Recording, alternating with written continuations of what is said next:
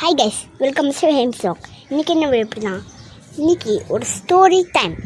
என்ன story time அப்படி என்றால் ghost story time. Ghost story தான் சொல்ல போகிறோம். ஓகே, வாங்க வீடுக்குள்ளே போகலாம். தூத்துக்குடியில் ஒரு வீடு இருக்குது. அந்த வீடு வந்து ரொம்ப நாளாக திறக்காமல் இருக்குது. நைட் ஆனால் அந்த வீட்டில் இருந்து கிளுகிளுன்னு அதுக்கப்புறம் அழுகிற சத்தமும் கேட்டுருந்துச்சு. அப்படின்னு வித்தியாசமான சத்தங்கள்லாம் கேட்டுகிட்டே இருந்திருக்கு. அதனால மக்கள் யாரும் அந்த பக்கம் போகிறதில்ல. எல்லாரும் அந்த பேய் வீடு அப்படின்னு சொல்லியிருக்காங்க. அதுக்கப்புறம் ஒரு நாள் ஒரு பையன் ஒரு ஊருக்குள்ளே வரான். அந்த ஊர் தூத்துக்குடிக்குள்ளே வரான். ஏன் என்றால் அங்கே அவங்களோட நண்பர்கள் அங்கே இட்டு உள்ளார்கள். அதனால் இவன் பார்க்கறதுக்காக உள்ளே வந்துள்ளான்.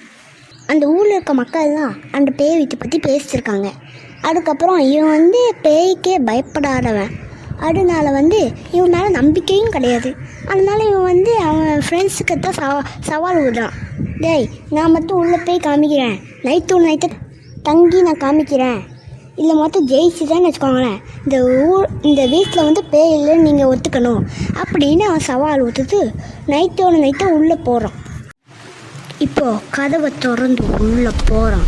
போன உடனே மாடிப்பதி இருக்குது. மாடிப்பதில் ஏறும்போது திக்குது. சத்தம் கேட்ட உடனே அவன் மாடை ஏறிட்டே இருக்கான்.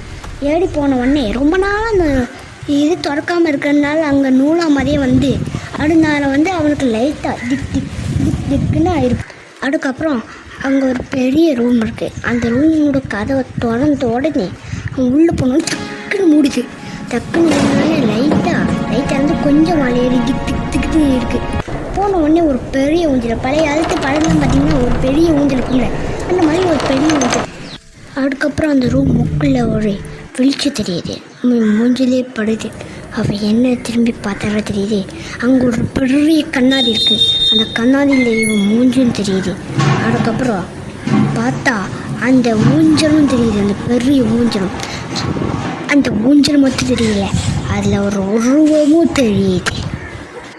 அதுக்கப்புறம் பின்னாடி திரும்பி பார்த்தா அந்த உருவம் தெரியல. திரும்பி கண்ணாடியில் பார்க்க அந்த உருவம் தெரியும். பின்னாடி திரும்பி பார்த்து முன்னாடி பார்க்கும்போது அந்த கண்ணாடியில் ஃபுல்லாக ரத்தமாக இருக்குது.